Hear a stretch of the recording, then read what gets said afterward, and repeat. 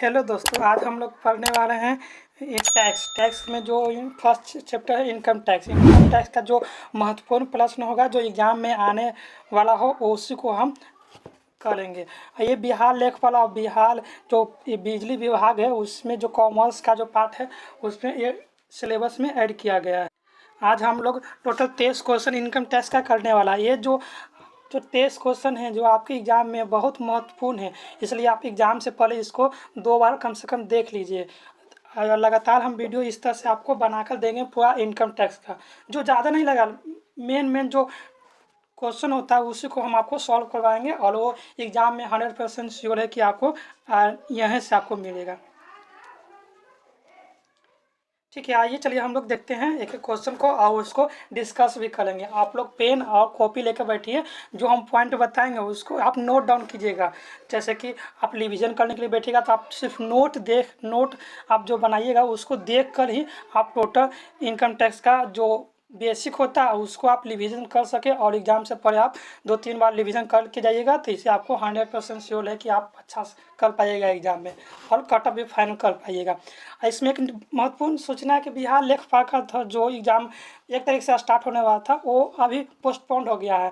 तो हमें लगता है कि अगला मंथ में इसका एग्ज़ाम होना का चांस है, इसलिए आप लोग के बहुत अपॉर्चुनिटी मिल चुका है कि अच्छे से तैयारी कर सकते हैं, क्योंकि 1 महीना में आपको बहुत हो जाएगा। देखिए इसमें क्या क्या सब्जेक्ट रहता है आप लोग को तो पता ही होगा सिलेबस, नहीं तो आप लोग जैसा कहिएगा हम इसका अच्छा से सिलेबस और डिटेल में आपको वीडियो प्रोवाइड करवा देंगे कि क्या क्या पढ़ना, कहाँ से हम अच्छा स्कोर कर सकते हैं। और इसमें देखिए आपको सिलेक्शन के लिए 2 चीज़ चाहिए। क्या चाहिए?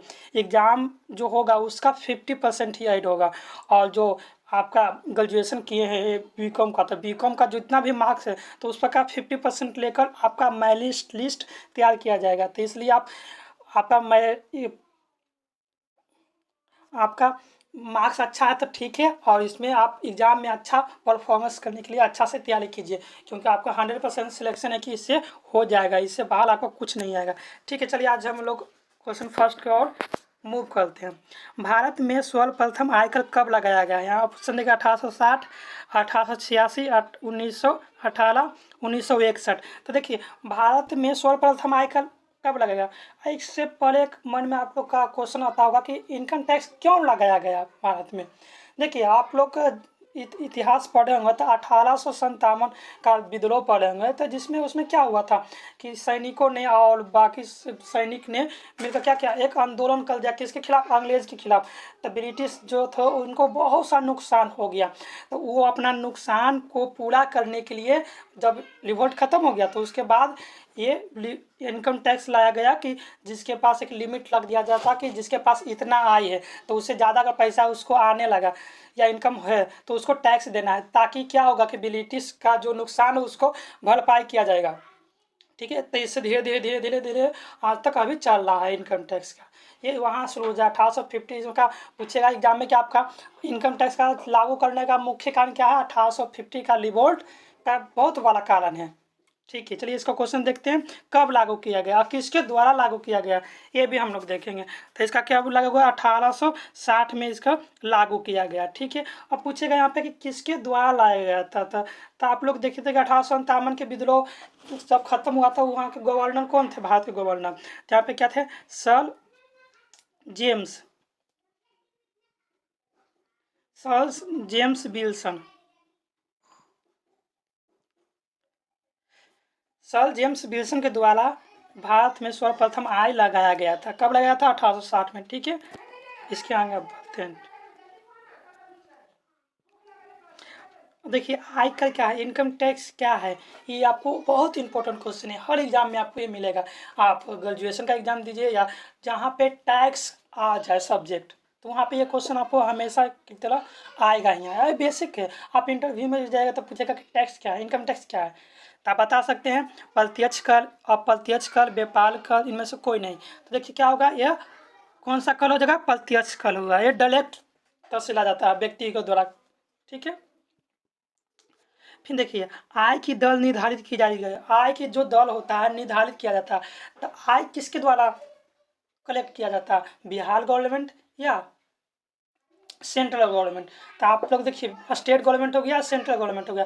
तो इनकम टैक्स का जो कर होता है सेंट्रल गवर्नमेंट के द्वारा उसको कलेक्ट किया जाता है, ना कि बिहार गवर्नमेंट के द्वारा। देखिए ये क्वेश्चन आपको आएगा कि टैक्स इनकम टैक्स किसके द्वारा कलेक्शन किया जाता है, सेंट्रल गवर्नमेंट के द्वारा किया जाता है। देखिए तो इसका निर्धारण कौन करेगा, तो देखिए यहाँ पे ऑप्शन है आयकर अधिनियम द्वारा, अध्यादेश द्वारा, वित्तीय अधिनियम द्वारा, CBDT की अधिसूचना के द्वारा। देखिए अध्यादेश द्वारा, अध्यादेश आप लोग को पता है क्या होता है, अध्यादेश प्रेसिडेंट के द्वारा लागू किया जाता है। जब कब लागू किया जाता है, जब कोई भी स्टेट हुआ या सेंटर में आपातकालीन घोषणा हुआ, तो उस समय क्या हुआ, आपातकालीन हो गया। जैसे देखिए आप कोरोना के समय देखे होंगे, कोरोना में क्या संसद का कोई भी सेशन होता है वो चल रहा था, नहीं चल रहा था, तो क्या कर रहे थे उस समय, ऑर्डिनेंस पास किया गया था, ऑर्डिनेंस अध्यादेश जारी किया गया था। किसके द्वारा जारी किया था, प्रेसिडेंट के द्वारा, प्रेसिडेंट के द्वारा जारी किया। उनको कौन एडवाइस किया करते हैं कि अध्यादेश जारी कीजिए, नियम कानून होता है जो जारी करने का, तो ये प्रेसिडेंट एडवाइस करते हैं प्रेसिडेंट को कि अध्यादेश जारी कीजिए। जब कोई सेशन में ना हो तब ये जारी करते हैं। ये पावर है, किसके पावर है, प्रेसिडेंट का पावर, ठीक है। तब आयकर की दरों का निर्धारण किसके किया जाता है, ये वित्तीय अधिनियम द्वारा किया जाता है। किसके द्वारा किया जाता है, वित्तीय अधिनियम, फाइनेंस एक्ट के द्वारा किया जाता है, ठीक है। और करदाता की सकल कुल आय निकालने के लिए कुल कितने शीर्ष होते हैं, तो देखिए करदाता की कुल टैक्सेबल जो अमाउंट होता है तो कैसे निकाला जाता है, उस टोटल ग्लॉस टोटल इनकम में कितना हेड होते हैं, तो कितना हेड होते हैं, 5 हेड होते हैं। पूछेगा कौन कौन हेड होता है, हेड होते हैं, तो इसमें आप लोग याद कीजिएगा income from salary, income from salary, तो एक रिटायरमेंट होता है उसका लेंगे, इनकम फ्रॉम हाउस प्रॉपर्टी, फिर profit and gains of business और प्रोफेशन, फिर कैपिटल गेंस, फिर इनकम फ्रॉम अदर सोर्स। ये 5 हेड होते हैं। कितने हेड होते हैं, 3 4 5 6, तो कितने, इसका आंसर क्या होगा, 5, यानी कि फोर्थ का क्या होगा, सी होगा, ठीक है। वर्तमान आयकर अधिनियम निम्न प्रकार से जाना जाता है। वर्तमान आयकर अधिनियम में जो किस नाम से जाना जाता है, आयकर अधिनियम 1922, आयकर अधिनियम 1962, आयकर अधिनियम 1886, आयकर अधिनियम 1961। तो किसके द्वारा जाना था, इनकम टैक्स एक्ट 1961 के द्वारा, यानी कि इसका ग नंबर हो जाएगा, ठीक है।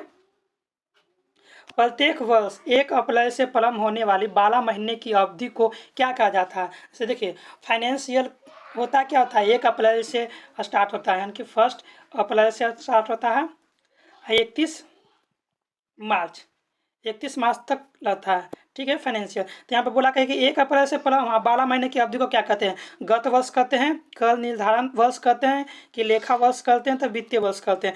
आपको वित्तीय वर्ष क्या बताएं आपको हम, कि 1 अप्रैल से 31 मार्च वित्तीय वर्ष होता है, ठीक है।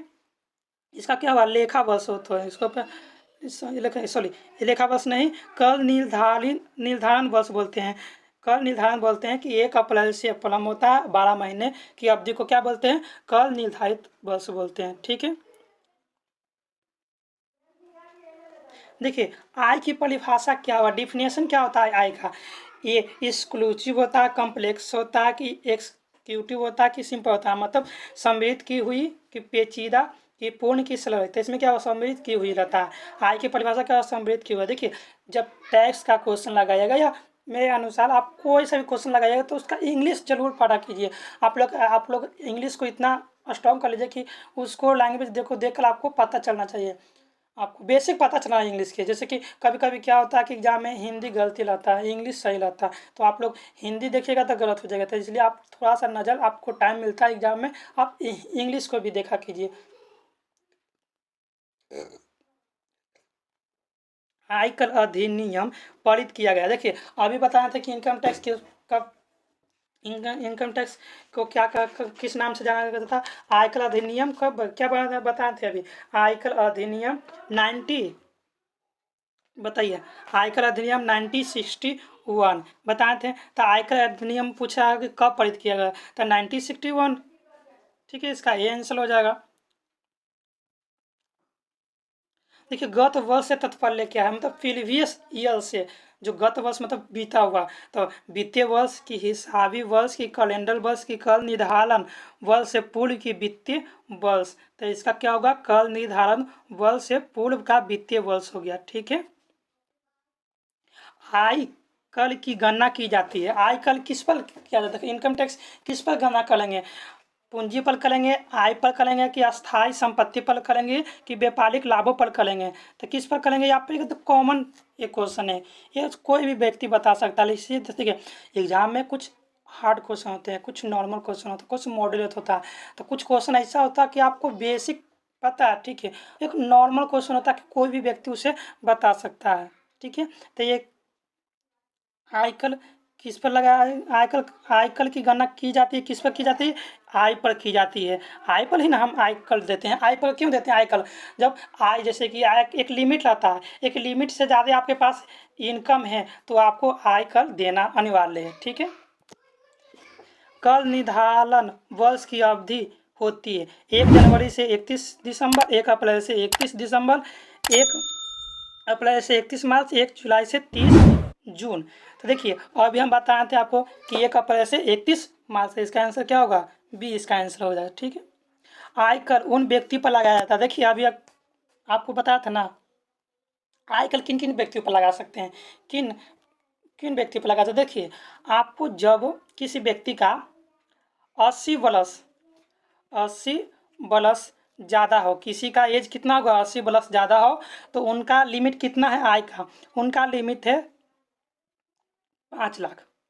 मतलब उसके पास 5 लाख रुपया सालाना है तो वो आयकर नहीं पे करेंगे। 5 लाख से ज़्यादा उनके पास इनकम है तो आयकर वो पे करेंगे। ठीक है। अब देखिए ये 80 वर्ष से ज़्यादा हो गया। अब देखिए 60 प्लस ज़्यादा और 80 से कम।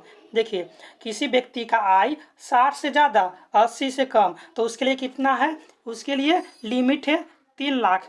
3 लाख जिसके पास पैसा लगेगा तो उसके पास आयकर वो नहीं पे करेगा, 3 लाख ज़्यादा लगेगा तो वो क्या करेगा, आयकर पे करेगा। ठीक है। अब देखिए ये हो गया 80 वर्ष से ज़्यादा, ये 60 से ज़्यादा 80 से कम। अब देखिए इंडिविजुअल व्यक्ति का जो 60 से कम हो, जिसका एज 60 से कम हो, और जिसका वो हिंदू HU होता है, अनडिवाइडेड हिंदू फैमिली होता है, तो उसके कितना हुआ, 2,50,000 लिमिट होता है। 2,50,000 से जिसका भी आय ज़्यादा है तो इनकम टैक्स पे करेगा। तो ठीक है, आइए हम इस क्वेश्चन को पढ़कर सॉल्व करते हैं कि इसका आंसर क्या होगा।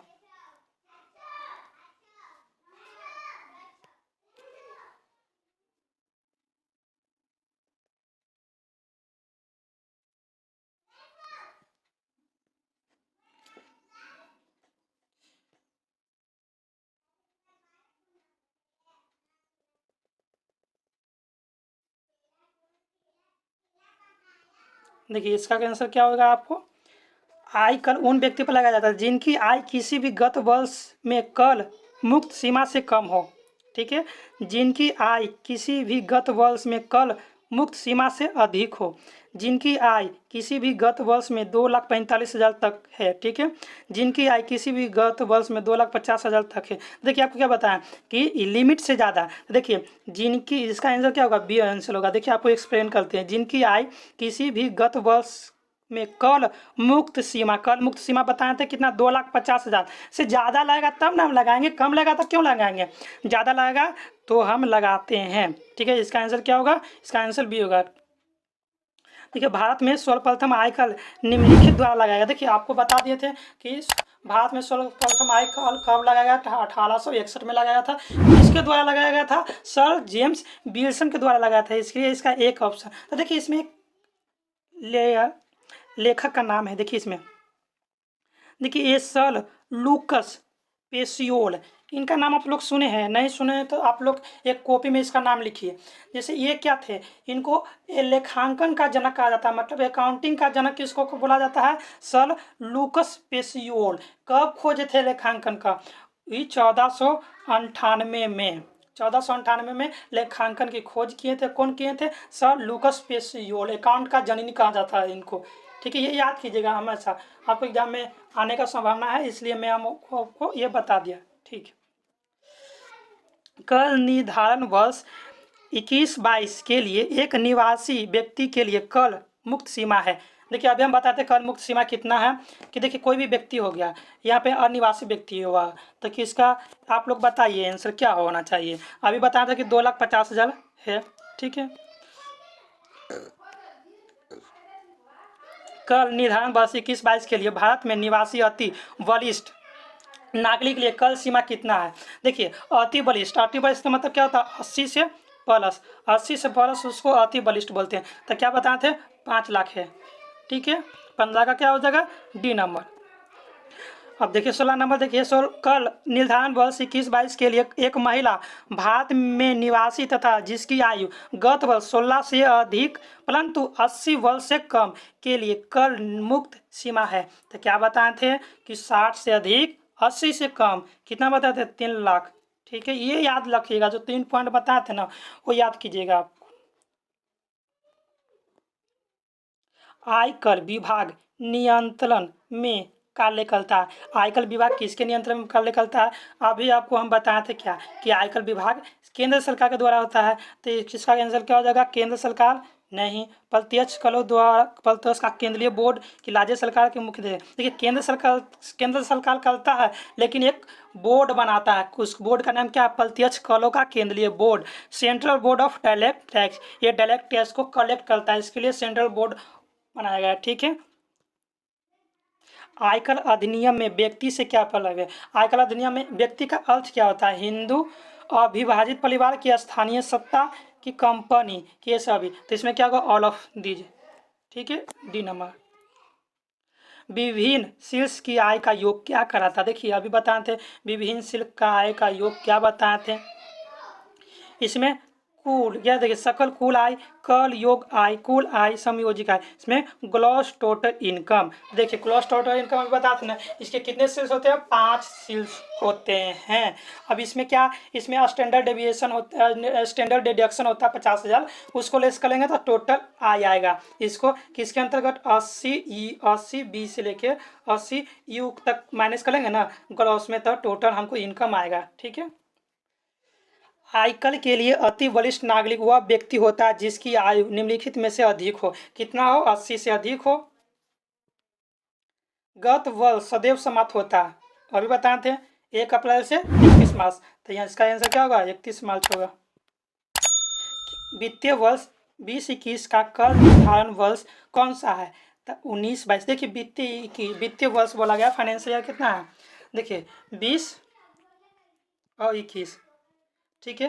तो देखिए इसका हम क्या करेंगे, 20-21 है, तो इसका ये गत वर्ष है, वित्तीय वर्ष है, तो इसका कितना हो जाएगा, 2021 से 2022। देखिए इस तरह से ये क्या हो जाएगा आपको, ये वित्तीय वर्ष हो गया, इसमें हम टैक्स का कैलकुलेशन करेंगे, लेकिन फाइनल ईयर ये हो गया फाइनेंशियल ईयर। देखिए इसका आंसर कितना होगा, ग नंबर, ठीक है, सी यानी इसका आंसर हो जाएगा। देखिए 23 नंबर क्वेश्चन आइए, कर निर्धारण वर्ष 21-22 के लिए एक व्यक्ति अधिभार देने के लिए उत्तरदायी थे। दे कल का 12% यदि कुल आय 10 लाख रुपए से अधिक है। दे कल का 12% यदि कुल आय 50 लाख रुपए से अधिक है। दे कल का 10% यदि कुल आय 50 लाख रुपए से अधिक है परंतु 1 करोड़ रुपये से अधिक नहीं है, अथवा दे कल का 15% कुल आय 1 करोड़ रुपये से अधिक है परंतु 2 करोड़ रुपये से अधिक नहीं है। तो इसका आंसर क्या हो जाएगा, आप लोग बताइए, इसका आंसर डी हो जाएगा, ठीक है। देखिए आपको इनकम टैक्स में फर्स्ट लेक्चर था मेरा, आज आपको इम्पोर्टेंट 23 क्वेश्चन था, वो आपको 23 क्वेश्चन करवा दिया। देखिए हम ज़्यादा क्वेश्चन इसलिए नहीं लाया क्योंकि आप देखिए एग्जाम में पजल हो जाएगा, कितना याद कीजिएगा। आपको जो बेसिक क्वेश्चन होता है, बेसिक हम वो करवा दिए, इससे बाहर क्वेश्चन आपको एग्जाम में 1% भी आगे नहीं मिलेगा, आपको इसी से क्वेश्चन मिलेगा। आपको वीडियो को अच्छा लगा तो वीडियो को अपने दोस्तों को शेयर कीजिए, क्योंकि टैक्स का क्लास बहुत कम ही लोग को पता कि टैक्स का क्लास यूट्यूब पर हो रहा है। अब इतना अच्छा से आपको मेरे अनुसार कम ही आप लोग दिया जा रहा है, क्योंकि टैक्स पर सब क्या जीके जीएस पर फोकस किया जा रहा है, अकाउंट पर फोकस किया जा रहा है, टैक्स पर फोकस नहीं किया जा रहा है। इसलिए टैक्स उतना ही जरूरी है जितना कि जीके जीएस जरूरी है। देखिए जीके जीएस में बहुत सा समुद्र, उसमें हिस्ट्री, जियोग्राफी, भूगोल, उसमें स्कोरिंग बहुत कम है। स्कोरिंग कर सकता है जो बच्चा रेगुलर जीके जीएस कर रहा है, ठीक है, लेकिन ये अकाउंट देखिए, अकाउंट हो गया, टैक्स हो गया, इसमें आपको स्कोरिंग है, इसमें आप थोड़ा सा भी कर लीजिएगा तो अच्छा स्कोर ला सकते हैं। इसलिए मैं आपको अच्छी तरह से वीडियो पूरा टैक्स का करवा दूंगा एग्ज़ाम से पहले, और अपने दोस्तों को बताइए और वीडियो को लाइक कीजिए, शेयर कीजिए और जितना हो सके उसको सब्सक्राइब कीजिए। Thank you. मिलते हैं नेक्स्ट वीडियो में और नेक्स्ट टॉपिक के साथ, और जो इम्पोर्टेंट क्वेश्चन है उनको। Thank you.